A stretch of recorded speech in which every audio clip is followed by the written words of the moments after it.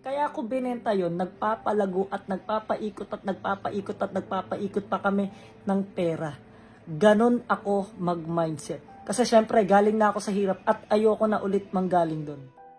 Hindi na napigilan pang magsalita ng couple vlogger na sina Antoinette Gayle at Wamos Cruz tungkol sa umano'y panghusga ng ilan nang ipaalam nila sa kanilang mga followers na ibinebenta nila ang kanilang bahay at nagbenta rin ng ilang alahas si Wamos. Matatandaan na mabilis na kumalat ang ipinost ni Antoinette tungkol sa for sale nilang house and lot at dito rin nagsimula ang isyong naghihirap na ang magkasintahan. Nasundan pa ito ng ibahagi rin ni Wamos ang pagbenta niya ng ilang alahas nila ni Antoinette. Dahil nga dito ay kanya-kanyang haka-haka ang mga netizens na di umano ay baka lumagpas na sa kanilang budget ang bawat gastos nila sa travels at di umano yung mga luho ni Antoinette kabilang na ang pagpaparitoke nito. Ngunit hindi nga ikinatuwa ng magkasintahan ang mga lumabas na issue kaya naman kaagad nga silang nagsalita tungkol dito at ipinaliwanag kung bakit nga ba kailangan nila ng malaking pera ngayon. Unang nagpost si Antoinette sa kanyang Facebook account ng, "Just want to clarify, hindi po porket may binibenta kami, ibig sabihin na uubos na yung tinabi naming ipon dahil sa kakaretoke ko o kakatravel namin. Hindi naman po kami gagastos kung wala kaming extra. Guys, lahat po ng tagumpay na ginagawa namin is pinaghihirapan naman po namin yun.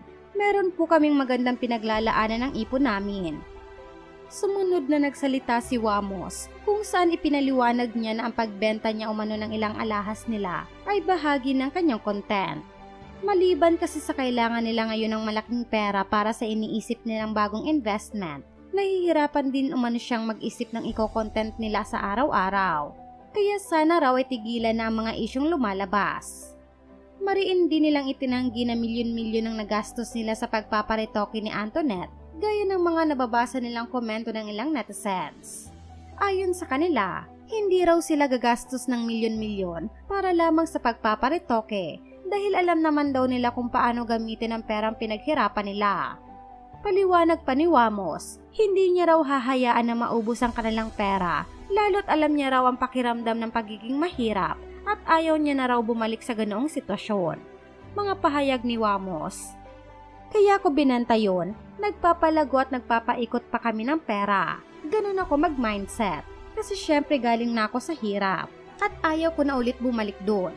Kayo naman siguro, kung ganun naman ang magiging sitwasyon ng buhay nyo, in case na yumaman kayo, siguro naman mapapaisip kayo na ayoko na maghirap ulit. Kaya yung pera ko, paiikutin at paiikutin ko din." Dagdag pa ni Wamos, kung sakali man umanong maubos ang kanilang pera at mamatay ng mahirap, hindi na raw yun kasalanan ng mga tao, kundi kasalanan na raw nila yun.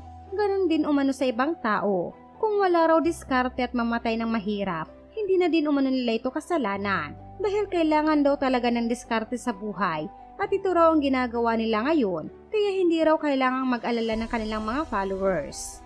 Sinabi rin ng magkasintahan na soon umano ay ipapaalam at ipapakita raw nila kung saan napunta ang pinaglalaanan nilang pera ngayon, kaya marami silang ibinebentang gamit at ari-arian.